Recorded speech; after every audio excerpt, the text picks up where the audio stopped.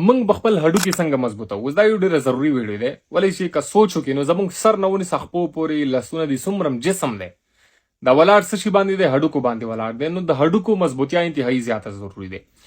اوس د هډوکو تاسو ته پته څنګه لګیږي چې هډوکي زموږ کمزوري دي او کنه دي. د دې لپاره خامخا یو ټیسټ کوئ. اول هغه ته ډي ایکس اے وایي. دا ټیسټ انتهایی زیات ضروری دی کې به پته ولګي چې منرل کانټنټ څومره دی هډوکي کې او څومره کم دي یا څومره زیات دي. دي کې به ډایرکټ پته ولګي. کدی نه بغیر اوس انسان وایي چې نه موږ ته به پته څنګه لګیږي علامات یې څه شي دي کله چې هډوکي کمزوري دي. اول ټول نه غټ علامات چې کم دی د هډوکو کمزوري کېدو هغه د هایټ ورکوټه کېدل. خامخا انچا یو نیمه انچا فرق هایټ کې راځي کله چې هډوکي کمزوري شي.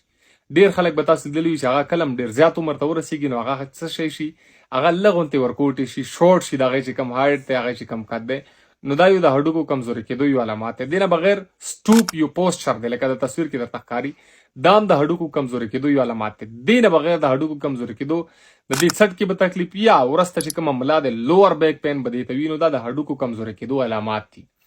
اوس دینه بغیر که څوک وایي چې زموږ هډوکي کمزوري اوس په کوم موږ څه خورو به څه شي وره هډوکي جوړیږي څه شي نه هډوکي کولیجن دي پروټین دي منرل دي سپیشلی هډوکي جوړیږي څه شي نه کیلشیم دي.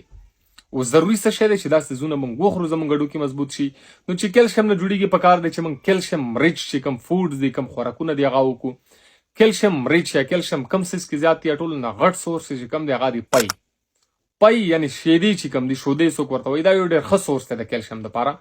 خدا سي نه ده چې یو ګلاس ته نن وڅکلو بس پرېږدی خو بیا نه چې کله مسکې نو خامخا 2 میاشتو پورې یا 3 میاشتو پورې مسلسل یو ټایم ځان ته منتخب کړه چې دې ټایم به زه هره ورځ یو ګلاس کم دا بیا ډېر ښه علاج وي. دې نه بغیر چې کوم مسته دي مسته هم خوړلی شئ مۍ دی مۍ هم خوړلی شئ دې کې هم کیلشیم وي یا دې نه بغیر چې کوم غوزان دي یا بادام دي بادامو کې هم کیلشیم ملویږي نو دا یو ښه سورس دی دا تاسو خوړلی شئ دې سره ستاسو هډوکي بالکل مضبوطېدلی شي.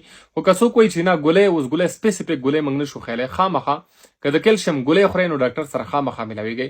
که یو ګولۍ درته ولیکي د کیلشیم ګولۍ تاسو بالکل ایزي او سیف طریقې سره خوړلی شئ چې هغې سره ستاسو هډوکي بالکل هم مضبوطېږي. مهرباني.